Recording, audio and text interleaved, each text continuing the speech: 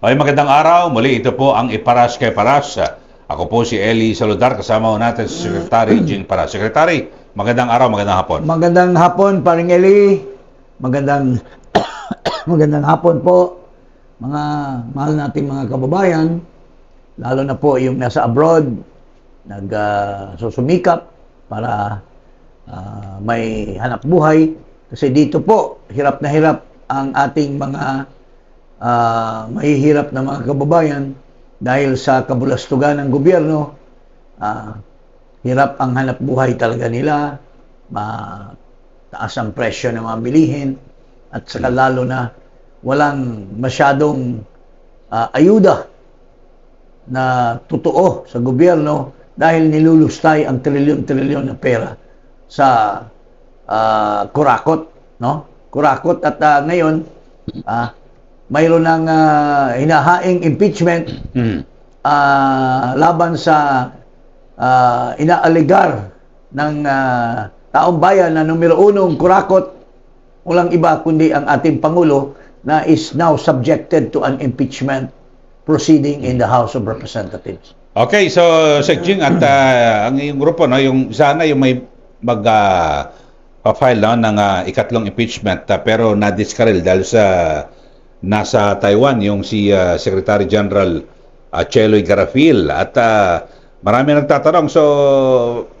meron ata kayong press statement ngayon, ha? Yeah. Bago tayo mag-discuss, kahapon na kasunduan namin na magbigay ng statement dahil kami ay nag-decide na hindi na makipaglahok sa impeachment proceeding by refiling our case, no? Kasi tingin namin ay ito ay magiging moro-moro lamang, no? Feeling namin na baka mamaya pagdating naman namin doon, sasabihin naman na hindi tatanggapin. So, although tinanggap nila yung bayan muna, pero mamaya pagkwentuhan natin kung ano ang mga implikasyon nito. Pero siguro, unahin muna natin na Sir Jing, ano ba na pagkasundoan ninyo yung sa unang balaki na dapat kasuhan? Kasi dapat Thursday pa yan, tapos na eh. Well, itong si Sec Gen Garafil. We are now preparing an administrative and a criminal case against Garapil at saka yung kanyang Deputy na si Executive Director, ano ba yan? Oo, yung Executive Director, na talagang yun ang nakausap namin, kinuhanan namin ng video. He talagang refused to receive kasi daw wala daw siyang authority, wala daw siyang abogado pa naman ito. Tama. Alam naman niya na ang isang opisina, in the absence of the head of office, it's automatic kung sino yung nandyan, the next in line. Kung mayroon man deputy, di deputy. Pero kung wala yung deputy, yung executive director. Katulad ng LTO, mayroong head of office. Pero kung wala yung head of office, it's the executive director of the LTO that signs document that's assign people as officer in charge for a certain division or whatever. So dito, wala talaga. There was really parang a deliberate attempt not to receive our complaint at that particular day. That was Thursday, the 22nd of January. So dito kasi lilitaw Sec Jing, no, na sa isang ahensya kapag wala yung boss di parang sarado.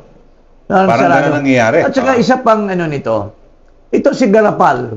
I call her Garapal kasi napakakapal ng muka. Alam na niya may nag-file. Ni-receive niya yung unang bogus impeachment. She knows that there will be na-announce na may mga ibang magpa-file But she deliberately left for Taiwan purportedly para daw mag-receive ng award dahil daw doon sa pagka-head niya ng MECO. Ang tagal na noon eh. Ang tagal na umupo yung bagong MECO. Bakit ngayon lang siya tatanggap ng award? At tinatapat pa niya dito sa panahon na may magpapile ng mga impeachment. So, yung palang paring Eli, klaro-klaro na pinapa-escape siya. Pinapa-escape siya. Kung hindi lang ng clamor ng public na biglang traction yung galit ng public dahil wala siya, saka lang siya bumalik. Pero patay na yung kabayo, pare. Pinapa-refile kami. Bakit kami magre-refile in the first place when walang kasiguraduhan? At tingin ko, may usapan niya na ipalusot yung bayan muna dahil may mga congressmen silang mga kakampi ng administration. Tingnan mo lang, anyway, bago natin i-discuss itong further, ito yung statement namin bakit hindi po kami pumunta muli noong Lunes, kahapon, para ihain yung impeachment muli.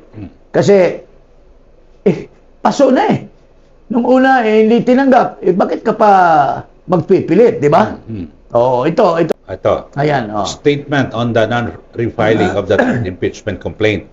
On Thursday, 22 January 2026, we filed and we had an endorser, but the Office of SecGen refused to receive it in violation of the Constitution. Today, support for the refiling of the third impeachment complaint eroded, not because the case lacked merit or facts had changed, but because endorsers were systematically pressured. Behind the closed doors, legislators who had earlier expressed readiness to endorse were discouraged. Some were warned of consequences, all made to understand that accountability came at a cost. Ayun. The non-refiling of the third impeachment is not a judgment on the strength of the complaint. It is a judgment on the political environment, one where democratic processes are suppressed through intimidation and transactional politics rather than resolved through open debate. Impeachment is a constitutional mechanism belonging to the people. When it is blocked by coercion, the people's right to accountability is likewise blocked. What transpired should alarm every Filipino who believes in checks and balances and the independence of Congress. Receipt of the filing is ministerial. Refiling under coercion reduces impeachment to a charade. We will not be a part of it. The people have spoken and we stand by that mandate with heads held high. The fight for accountability continues. Tuluyan nyo nang hindi ipopursige yung pag-attempt mulit ng refiling ng Unang-una, nung Huwebes, ready na kami. In fact, may nakita nga na isang congressman na kasabay namin, mayroong isang naghintay doon sa kanyang opisina. Ang usapan kasi, narinig namin kasi paring Eli na ang bayan muna hindi tinanggap. So sabi mo, test the water muna tayo. Huwag muna nating, dahil nga for the past days, lahat ng mga lapitan naming endorsers, hindi namin malalaman, maya-maya may kumakausap na at dinidiscourage. Pati yung mga principal nila, pinagkakausap. So, pinipressure talaga. Tinatakot. At yung iba, may pending case kayo sa COMELEC, may pending case kayo sa ombudsman and everything. So, sa magkatuwid, there were only 2 or 3 who were willing to endorse. Pero, hindi dapat ang usapan, wag muna naming i-divulge yung pangalan kasi baka they might be subjected to pressure. Ngayon, so punta kami doon with the understanding that pag punta namin doon, tatanggapin yun sa amin. Pero hindi rin tinanggap. So hindi na bumaba at pumunta doon yung endorser para ipirma. Kasi it's smooth and academic, di ba? So, in the meantime, from Thursday, Friday, Saturday, Sunday, siguro by stroke of unlucky, natuklasan yung isang namin, yung endorser. Over the weekend, ina-anunsyo na kakasuhan yung nanay, kakasuhan yung Talaga tinakot na. tinakot na. Hindi lang maliit na tao yung nag-aanunsyo na kakasuhan. Kilala. Kilala. At pwede talagang magkaso. Pwede magkaso at maski walang basihan yung kaso kasi at hindi naman yan tungkol sa corruption, tungkol sa ibang bagay, talagang pinapaabot sa kanya na huwag ka mag-endorse. Yung isa naman, yung sekta niya ay pinakiusapan na huwag na lang makialam.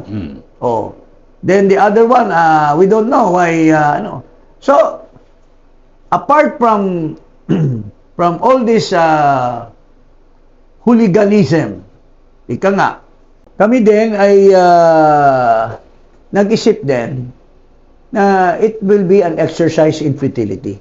Even if may endorsers, pero pag pupunta pa kami doon, nung Friday, narinig na namin na yung first impeachment ay maski walang session, nandoon na sa office ni Speaker. Tinanggap na ng office ni Speaker. So, parang nasa nasa tuktok na ng bundok. Yung Mahirap nang mahabulin. Mahirap nang habulin.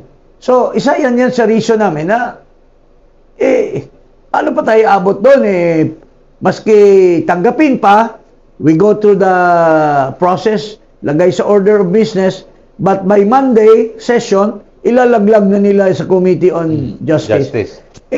Referred na, initiated na. Unahan kasi, di ba? Pero by stroke of mystery, nag-file ang bayan muna, mukhang inaccommodate. Mukhang inaccommodate. Kasi, alam mo, for a long time, kakampi nila ang bayan muna Kakampi nila ang mga kaliwa Kakampi ng Marcos administration At nakita namin na mayroong deal. Mayroong deal na ginagawa sila. Ito, pakita natin yung picture. Mga miyembro ng bayan muna, kausap si Speaker.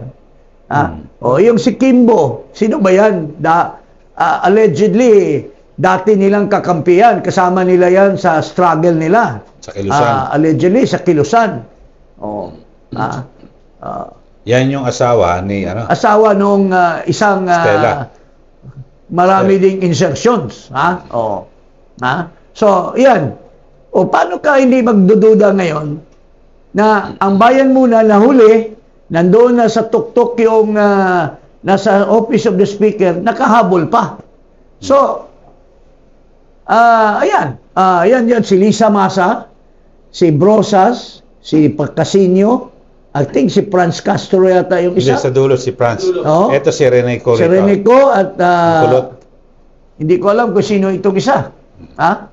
Wala diyan si Rene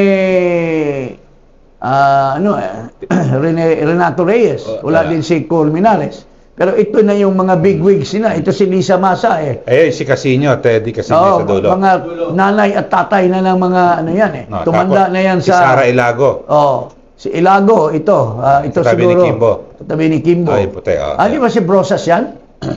Wala si Brosas. Okay. So, mga kababayan, kitang-kita na may usapan.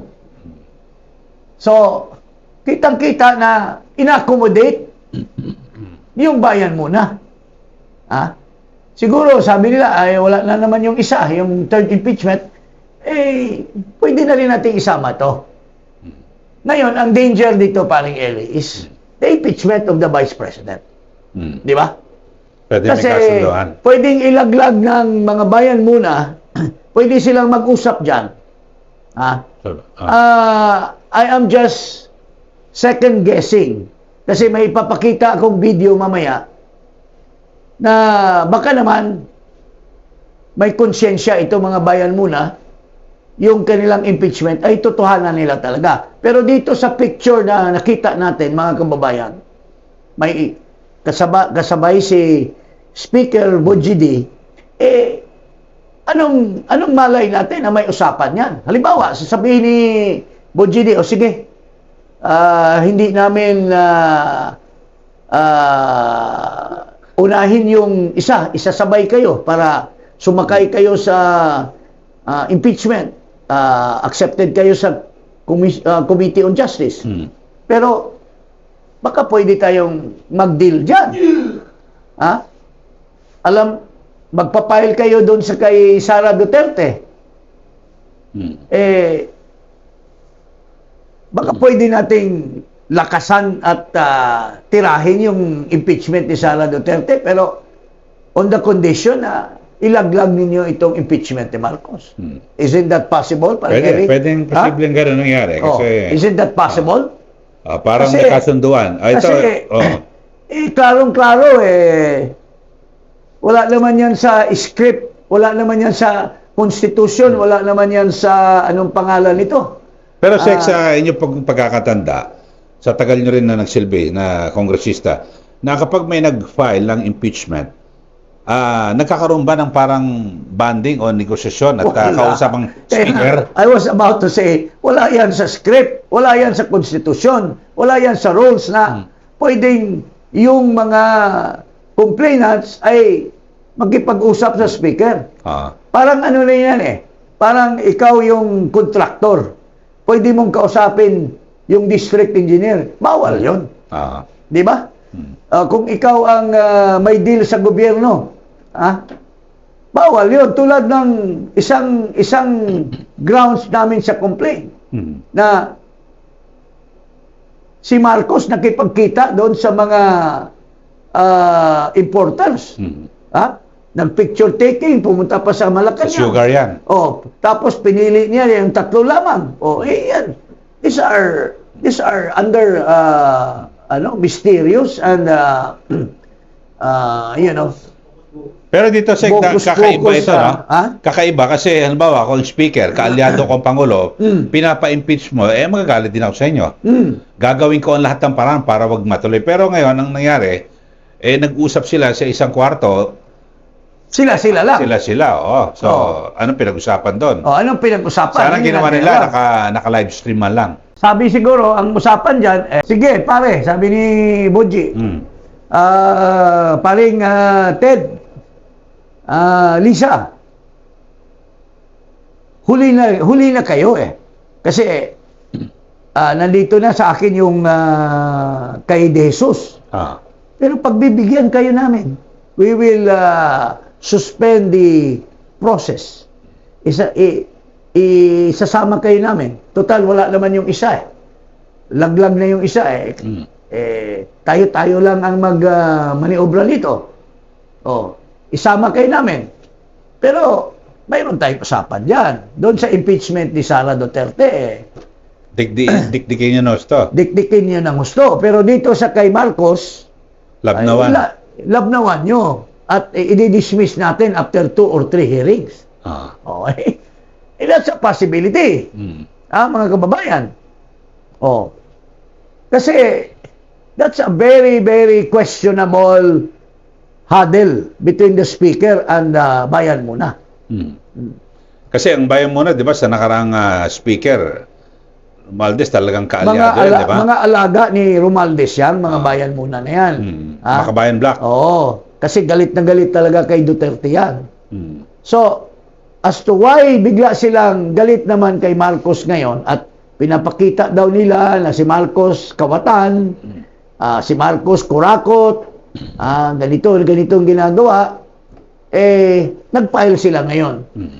Kaduda-duda pa rin.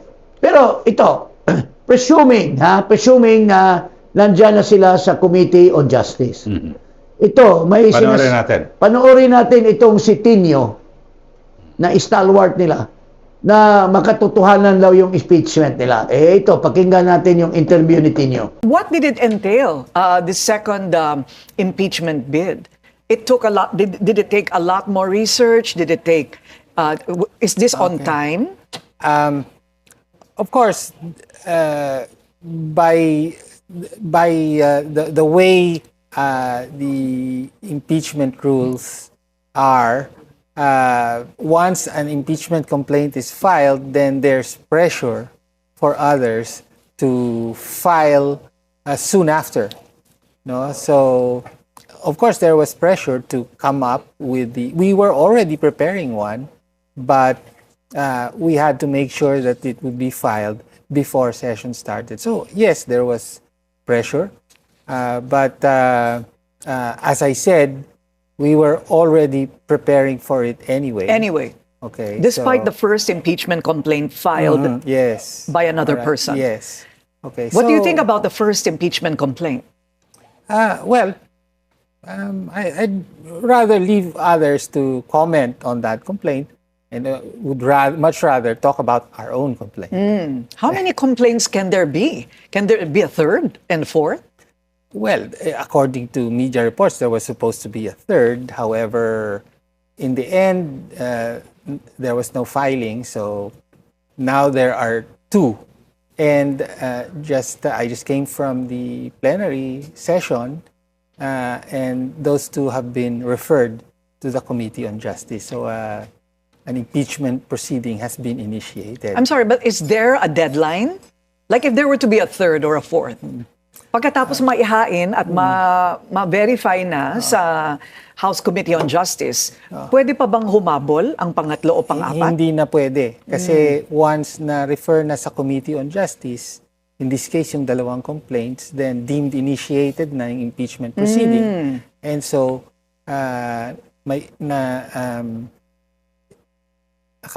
meron ng 1-year bar. I see. Trigger na yung 1-year bar. Oh, okay. So they'll have to wait for another year, February again, Yes. for the next one. Kung may dagdag pong ebidensya, pwede po bang ihabol yan during the impeachment process? Pwede naman. I mean, during especially during the trial, yun talaga ang isang bahagi ng proseso yun. No? So kaya nga bilang korte, may kapangyarihang mag-issue ng mga subpoena, and so on and so forth, di ba? So I also heard that you said that it might be possible to put together the two impeachment complaints, to merge it? No, yun yung trabaho ng Committee on Justice. No, so ang proseso doon is the Committee on Justice will determine sufficiency and form and substance for each of the complaints. And then pag nakapasa doon sa dalawang standard na yon, then bubuin nila yung articles of impeachment.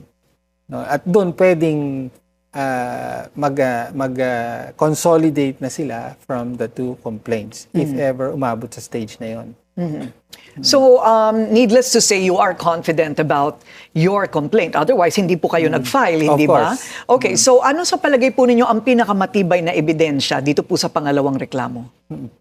Well, ang pinakamatibay na ebidensya at pinakamalakas na kaso para sa amin ay yung direktang involvement ng Pangulo mismo. No? So, hindi lang sa alam niya ang nangyayari, kung hindi siya mismo ay nag-utos ng 100 billion pesos worth of insertions in the DPWH budget for 2025 at tumanggap siya ng at least 8 billion pesos in kickbacks from those insertions. Dalawa ang mga nagsabi ng ganyan. No? Una, si Zaldico, at corroborated ito ng hiwalay na testimonya at mga statement ni former DPWH USEC Roberto Bernardo. Okay. Bernardo is a state witness. Yes, at kumbaga mabigat yung corroboration ni Yusek Bernardo kasi nga he is the star whistleblower at yung kanyang testimonya ay ginagamit na batayan para sa mga kaso sa ibang mga involved dito, no? So ang sinasabi natin, hindi naman pwedeng double standard na bibigyan ng weight yung sinabi niya in the case of others, pero nung binabanggit na niya ang presidente at yung mga opisyal sa paligid niya, including the executive secretary and undersecretary Bersamin, no, ay hindi na lang papakinggan yon. And it so happens, yung sinasabi niya ay tumutugma doon sa sinabi rin ni Zaldico. Okay. Mm. So, Una, Sec, yung kanina may binabanggit si Congressman Tino na talagang hindi na makakahabol, no? Yung pangatlo dahil sa nai-refer na sa Justice Committee. So, talagang wala na kayong dapat ihabol. That's precisely why we were saying all along na doon pa lang sa pag-umpisa, nung Thursday na pagpunta namin doon, we were really at a loss. Kasi wala yung SecGen, pero under the House rules, filing is with the office of the Secretary General. So it should have been received. So doon nagduda na ako, no? Nagduda na rin yung mga ibang kasama ko na baka talagang there is a deliberate attempt to refuse ours and probably bayan muna. So, feeling namin na mayroong maniobra to. Tapos, towards the end of the day, sinasabi na yung first impeachment ay na-forward na sa Speaker. Paano na-forward yun? Kapapay lang. Tsaka walang recess pa ang Congress. So, naisip ko na at it was shared by some other complainants na, talagang exercise in futility na ito. Kasi,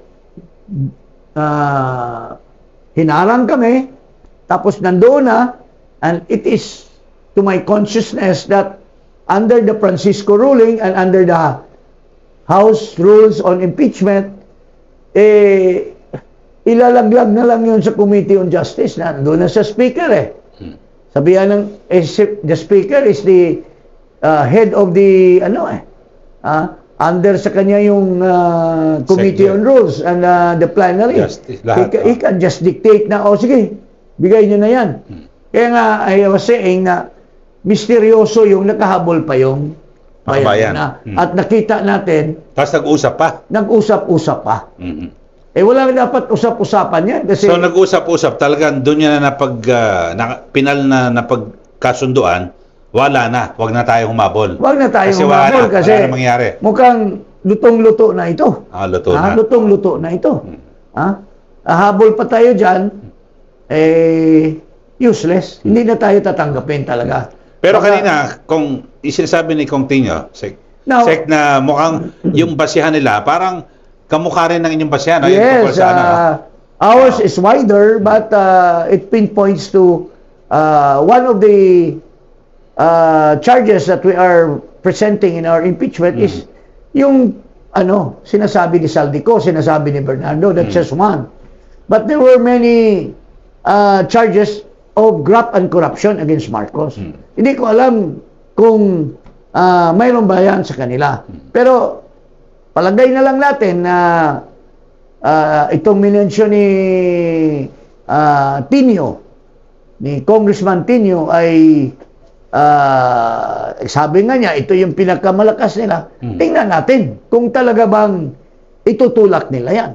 Kasi sa amin, kung itutulak nila yan, talagang malalaglag si Marcos dyan.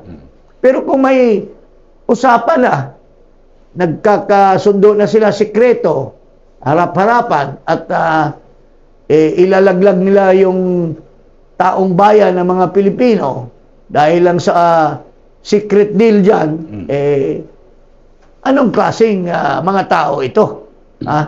Muro-muro lang, kasama ang bayan muna sa muro-muro. So I'm hoping na makatotohanan itong sinasabi ni Congressman Tinio na talagang itutulak nila yung impeachment against Marcos. Yan, Okay. Okay, so yun lang po. At huwag pong kalimutan na mag-subscribe dito po sa Iparash kay Parash at i-click ang notification bell. Maraming salamat po. Maraming salamat po, mga kababayan.